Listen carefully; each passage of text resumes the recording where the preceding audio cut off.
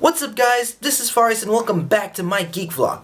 I know, I've been on my 4 months absent and it's been pretty quite long since the last video. If you guys are wondering what I've been doing since the past 4 months, I was working on a project with my office doing the opening and closing ceremony of the Asian Pair Games here in my hometown. If you guys want to check out the video, here's the link right here. Now that I'm back, I've got my new camera and it's time to make some change in this video.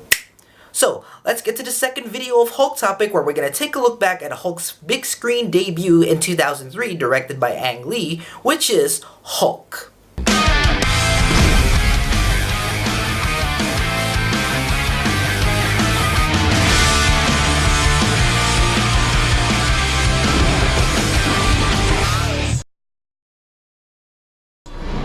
After Jonathan Hensleigh dropped out and put the project on hold by the studio, in 2001, future Oscar-winning director Ang Lee takes over the project and brought his producing partner, James Schamus, to co-produce as well as writing the story and the screenplay with previous writers who were hired, Michael Frentz and John Turman, whom they both received final credit for writing the film. I gotta be honest with you, I was excited that they were bringing Ang Lee to do a Hulk movie, because I remember watching Crouching Tiger, Hidden Dragon, and I was fascinated by its art and direction. I had high hopes that Ang Lee is gonna bring a lot of action and drama to this movie. I'll never forget when I saw the teaser in the 3rd grade, it was such an awesome teaser. I like it.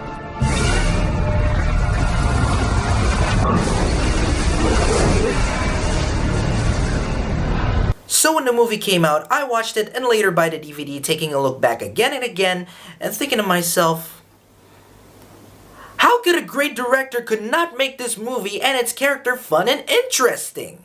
Now for many years there are a bunch of people who like this movie and others despise it due to its blandness and boredom. For example, movie critic like the late Roger Ebert defended the movie for being a mature comic book movie, but most of the comic book readers hate it because there's too much dark and blandness that caused the movie to boredom. To me, not everything in this movie is bad. There are some good elements in it. For that, I'm gonna discuss this starting with the cast and characters. Now, I love the cast that got picked to be in this movie. They're wonderful and talented actors, starting with Eric Bana. He was good in the role of Bruce Banner. The man has got great talents. Ang Lee cast him in this movie after seeing his performance in Chopper, and I'll be honest, he was good in that movie. And let's not forget frickin' Black Hawk Down, because he was awesome in that movie too. When I saw Eric Bana as Bruce Banner for the first time, it's like seeing the live-action version of the character from the Incredible Hulk animated series. I was pretty much convinced that he could pull off a scientist role. The thing that I didn't like is that his character was written bland and uninteresting. We never see his struggle containing the monster inside him or other certain cases of his character presenting something science-y. There was a deleted scene where Bruce presented his team's work to his clients, which to me is a very interesting scene where you get to see him as a scientist. It's chromosomes. Now eventually what happens is it forgets so much that it forgets its function, its ability to cope with trauma, to continue to reproduce, okay? Whereas life is the ability to both retrieve and act on memory. What makes the nanomids so extraordinary and continuing our funding worthy, of course, is the fact that they are life. Unbound. See, that would have been an interesting scene from a main character that we could give a shit about. Take that scene after his first transformation. He went automatically fine and not figuring out a solution for him that needs to be handled.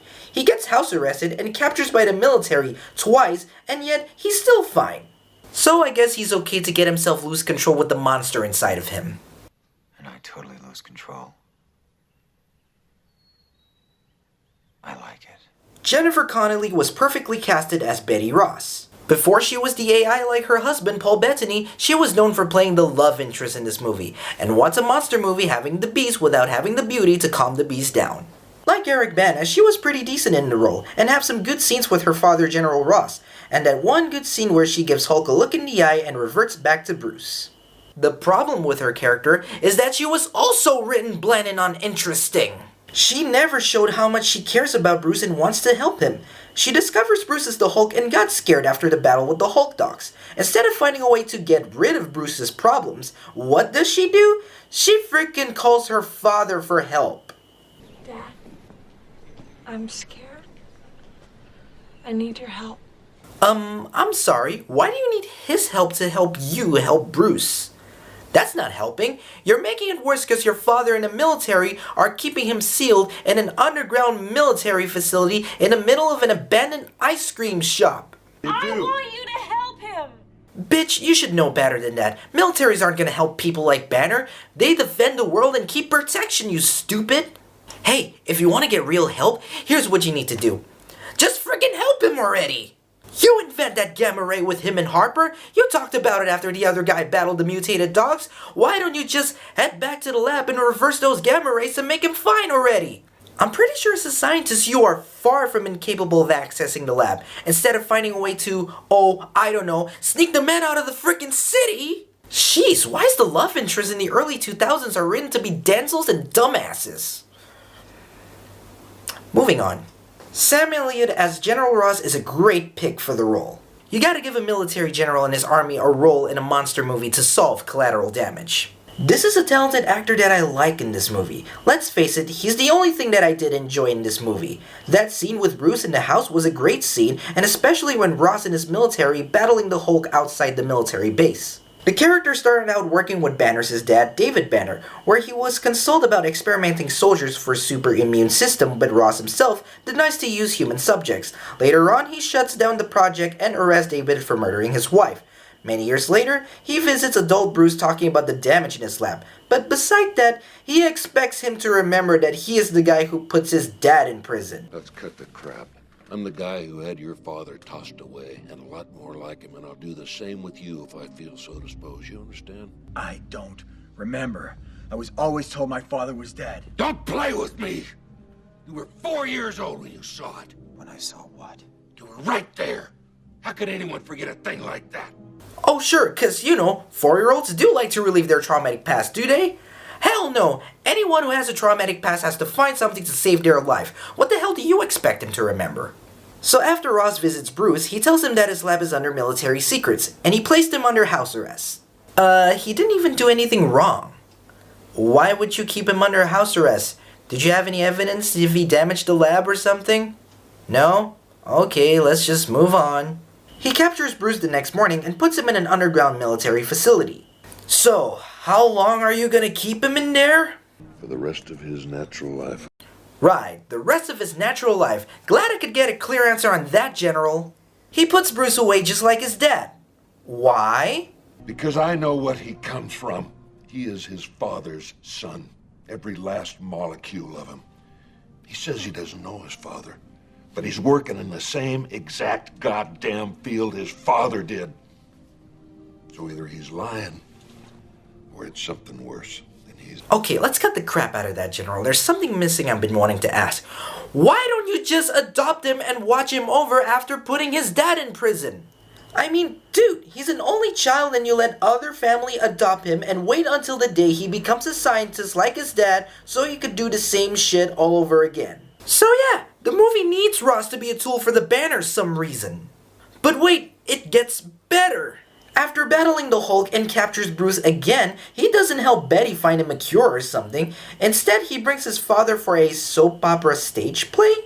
So you're telling me, after you put his dad in prison, visit adult Bruce, capturing him, fought off the Hulk, and the last thing that you're gonna do is seeing him having a soap opera stage play with his dad? No wonder General Ross doesn't want to adopt Bruce. I would declare you a bad general and a bad dad already, cause let's face it, Joe West has better father skills than you. Nick Nolte plays Bruce's dad, David Banner. Now, in the Incredible Hulk comics, Bruce Banner had one of the most depressing backstories in the history of Marvel characters. Let me give you guys a background. In the storyline Crossroads, Bruce Banner's dad was actually named Brian Banner. Like in the movie, he's a scientist but earning his PhD in physics. After marrying Bruce's mom Rebecca, Brian vows to never have kids, but he impregnated his wife in the result, who gave birth to their first and only child, Robert Bruce Banner. Once Bruce is a child, he endured heavy abuse by his father, which resulted Bruce and his mom escaping but stopped by Brian, which he eventually killed Rebecca right in front of Bruce. This would lead Brian being imprisoned and put into a mental institution. Brian eventually got out of prison and follows Bruce to his mom's grave for the anniversary of her death. The two met and they fought because Brian sees Bruce more of a monster. The fight would eventually lead to Brian's death as Bruce blocked memories of his father. When Bruce got into an accident, the abuse he suffers at his father's hands as a child is a major contributing factor of his eventual transformation into the Hulk. In the later years, Brian did return as a hallucination haunting both Bruce and Hulk. In the movie, the name was changed to David as a reference to the 70s TV show. The character in this movie is pretty much a departure from its comic book counterpart. When Ross denies David on using human subjects for an experiment, he instead tested on himself, which would pass on to his son. He realizes that he made Bruce into a monster and has to find a cure, but unfortunately, Ross fires him while working. He went back home wanting to kill Bruce but ending up killing his wife, and he was arrested in the process. 30 years later, he was released out of the mental hospital and gets a job as a janitor at the same place where his son works. After Bruce got into an accident, he pays a visit telling him that he is his father and has something inside that David passed on, but instead Bruce tells David to get out. So this guy is supposed to be the main villain in this movie? Yeah, pretty much so. David discovers Bruce's transformation into the Hulk, and later on he gets a visit from Betty, where she's trying to learn about David's past. He stole Betty's scarf, and soon he creates the best thing he could come up with to attack Betty. The frickin' Hulk dogs. Is this the best he could come up with? I mean, he has tons of animals in his house like lizards, fish, rats, and so forth, so Hulk dogs is the best thing he could come up with to kill the General's daughter. You know that this is the definition of trying too hard. Yeah, I know they're from the comics, but man, there are more C-list villains the movie could come up with. Like, I don't know, Gamma soldiers from the game? Gamma insects? Or something? This is what happens when you write a villain that has a very weak motivation. It feels like I'm not watching a Hulk movie, but rather watching Days of Hulk's Lives. That should have been the title of this movie. So after David's Hulk dogs being defeated, or dusted, David decides that he should get himself exposed with gamma radiation. That doesn't turn him into a monster like Bruce, but instead the writers of this movie decided to make him an absorbing man in Zax, fused by the devil, and turn him into a knockoff of T-1000. More like H-1000. See what I did there? David eventually gets captured by the military in order for them to bring him to his son for, you know what? As it soon leads to the film's final and mind-boggling climax in comic book movie history. Oh, we'll get to that later. Now, I don't mind making Bruce's father the main villain in this movie unless you have a very clear motivation so that we could give a shit about throughout this movie. But like Betty and Bruce, he is well forgettable and downright cringy. We can understand his motivation in the comics, but in here, we don't know exactly what's his real purpose in the story, other than just family matters and science exposition with his Yosemite Sam impression. Now let's move into the plot and action. There are a lot of things that I want to talk about in this part. The plot starts in the past with David Banner and his science experiment which resulted in him passing to his son, as the movie goes forward with the one thing that bothers the audience. The frickin' transition tricks and the frickin' split screens. Now, I don't think adding transition and split screen isn't a bad idea. It's actually pretty neat as long as there are scenes that are perfect to use it. But in this movie, the transition tricks and split screens are way too much. I get the fact that Ang Lee wanted to make this movie close to a comic book. But what Ang Lee doesn't understand is that comic transitions are meant to signify escalating scenes and create a sense of flow. In here, the transitions are just being used to change scene to scene rather than just building up a scene culminating to a huge plot point. It will become boring and repetitive. What if the audience could be falling asleep in the middle of the film? Early Marvel movies like Blade, X-Men, and Spider-Man didn't need a comic transition, just show how the story progressed like a movie should. After a glimpse of the past, we get to see Bruce Banner as a scientist in the present day, as the movie progressed with more transitions, split screens, talking and talking. But wait, we see Bruce doing his research in his house and...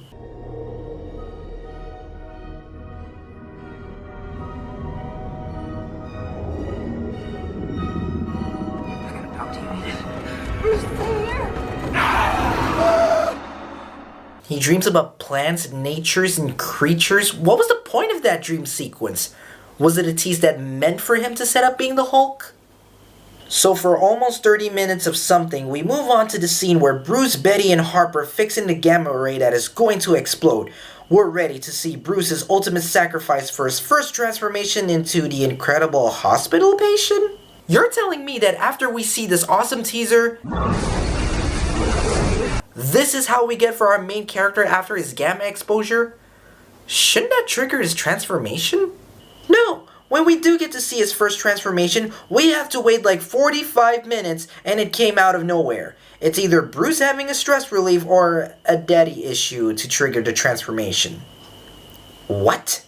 So Hulk is born and causes damage to the lab and throws out the gamma ray so that he could get out and we don't get to see him doing damages in cities and neighborhoods, but instead transform himself back to Banner so that we could get more talking. Bruce's next transformation is when he gets himself house arrest. He finally uses his anger to trigger the transformation after getting beaten by Glenn the jerk-faced Talbot. Talbot, yeah? You're making me angry. Oh, am I? Oh jeez, somebody get that jerk face out of me! Ugh, okay. Hulk shows up, beats up Talbot, and this happens.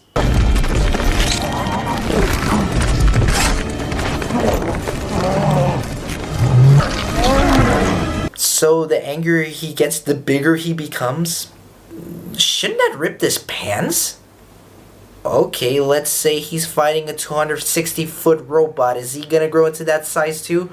Or let's say he's gonna fight a 100-foot tall Labe. Is he gonna grow into that size too? Dude, it's the Incredible Hulk, not the Unlimited Power Hulk. You can't just make him bigger to be incredible and intimidating. It just becomes forceful and stupid. After being a dick to his neighbor and beating up a few men, the movie leads to, you know what? Then Hulk changes back to Banner and he loses his pants cause it's more realistic that way. He gets captured the next morning and brings him to the underground base so that we could get more boring conversations in a matter of 22 minutes. The only thing that audience might do in the theaters back in 2003 is either playing their phone when the movie bores them or probably falling asleep. It's hard to believe we used to live here. I must have seen you. Or known you. If only I could remember.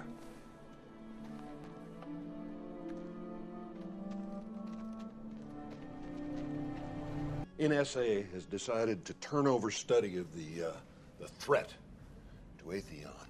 You were in charge. But I don't set policy, and I still take orders. Oh! Sorry! So Jerkface is back and he wants to put Bruce in a tube using his DNA as a weapon. Okay, why would you spend millions of dollars creating a tube so that you could take his DNA? A freaking needle injection makes it easier than using your type of strategy. His blood is already gamma blood. Do scientists do their research in this universe? I guess the movie really needs that idea so that we could get the Hulk back. He's being stopped by foam, but it's a minor problem for Hulk.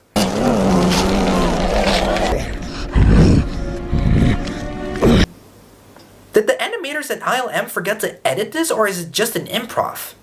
Yeah, if he could grow big, why not make his eyes pop out to make it cartoony? I guess Ang Lee okayed that effect somehow. Man, if he could grow big, I hate to see how his pickle grows. Ooh. This might give you a bit of a sting here, Bruce. Oh my god, somebody kill that douche-ass already! Thank you. Hulk escapes the base and we finally get some action scenes, or barely much of an action, cause let's face it, Hulk just flip and throw one tank, destroy one tank, smash one tank, and this...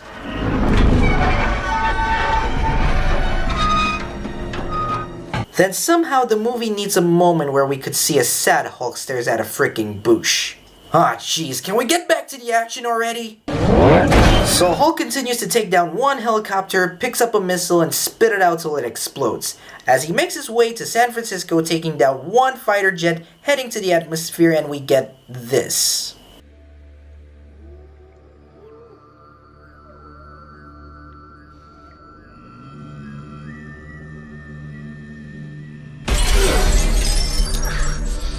Puny human. You know, I just figured out the formula of making this movie. Talking, Hulk tease, twice, talking, action, then repeated 4 times. I don't feel any thrill at all for this movie, and I've had my boredom for quite long. He makes his way to the city to do what he should have done after busting the lab in the beginning, as Ross arrives bringing Betty so that Hulk reverts back to Banner. We move on to you know what, and now we could get back to the one thing I want to discuss, the film's most mind-boggling climax in comic book movie history. David absorbs the electricity and Bruce transforms back into the Hulk, as the two of them flies away landing somewhere, and the two have the shortest and impossible to see fight so that we could get to see Hulk unleashing his gamma power, which he never done that before, in order for David to absorb it and turning himself into the absorbing gamma cloud, which I find that impossibly weird because that never happened before for these two characters the writers are adapting. So the military nukes the bastard and he dies. Except for Bruce. So what happens when you absorb too much gamma? You die, but your son can? I guess that's why David really wanted his son to change. The movie then cuts to 1 year later as Bruce is presumed dead. However, Ross mentions to Betty in a phone call that there were apparent Hulk sightings and Betty admits her love for Bruce. As much as I miss him, I loved him. I'm sorry, Betty. I am so sorry. All for what? For keeping the main character sealed and not help your daughter to help the man she loves? Don't worry, General. The movie thinks it's okay for you to be a tool. As we all know, Bruce survived and he uses his medical research to help people in South America, and finally the movie ends by... Está enojando. No le gustaría verme enojado.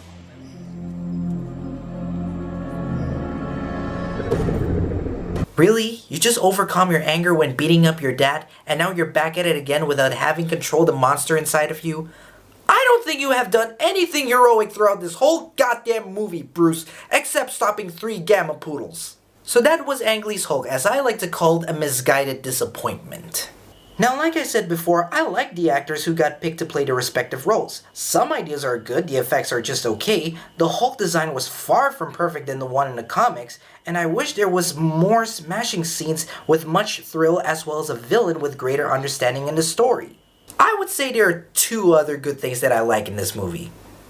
The score by Danny Elfman was awesome.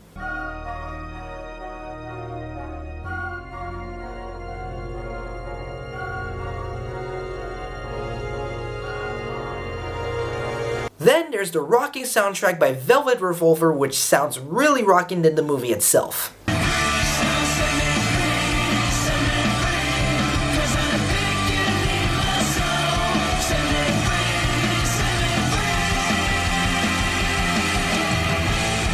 You know what's the best thing that happened after this movie? In 2010's Chaos War, Marvel brought back Brian Banner in the comics and turned him into a much better and actual corporeal looking villain. I guess Marvel is trying to make out the sense of this film redeeming the character.